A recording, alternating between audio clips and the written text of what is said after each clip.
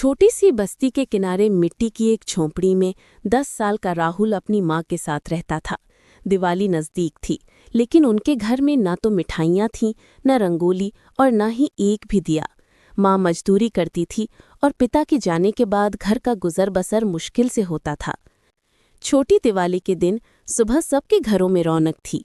बच्चे नए कपड़े पहन रहे थे और रंग बिरंगी लाइटें जगमगा रही थीं। राहुल ने आसमान की तरफ देखा और मन में एक इच्छा बोली, काश हमारे घर में भी एक दिया जल जाए। दोपहर होते होते राहुल पास के मंदिर गया और वहां पड़े टूटे हुए पुराने मिट्टी के दिए उठाकर साफ करने लगा। उसी समय एक अमीर सेठ जी मंदिर में पूजा करने आए और उन्होंने राहुल को देखा। उन्होंने पूछा, बेटा, ये टूटे हुए दिए क्यों उठा रहे हो? राहुल मासूमियत से बोला, सेठ जी, हमारे पास दिवाली मनाने को कुछ नहीं है, सोचा इन्हें जोड़कर घर में दिया जला लूं, शायद थोड़ी रोशनी आ जाए। ये सुनकर सेठ जी के दिल को गहरा धक्का लगा। उन्होंने राहुल का हाथ पकड़ा और कहा, चलो आज दिवाली तुम मेरे साथ मनाओगे। वे उसके घर तक छोड़ने नहीं गए, बल्कि खुद उसके साथ उसकी छोटी सी झोंपड़ी तक आए। उन्होंने राहुल की माँ से कहा, बहन जी, आज से ये बच्चा अकेला नहीं है, छोटी दिवाली है और आज इसके घर में भी सभी खुशियां आएंगी।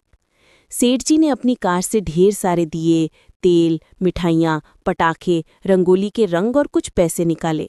उन्होंने राहुल को नए कपड़े, मिठाई का डिब्बा दिया और प्यार से कहा, दिवाली रोशनी का त्योहार है और रोशनी बांटने से ही बढ़ती है।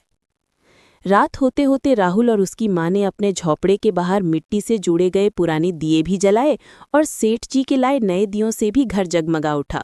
पटाखों की आवाज़, माँ की आंखों में खुशी के आंसू और राहुल के चेहरे की मुस्कान, सब मिलकर उनके जीवन की सबसे खूबसूरत छोटी दिवाली बना गए।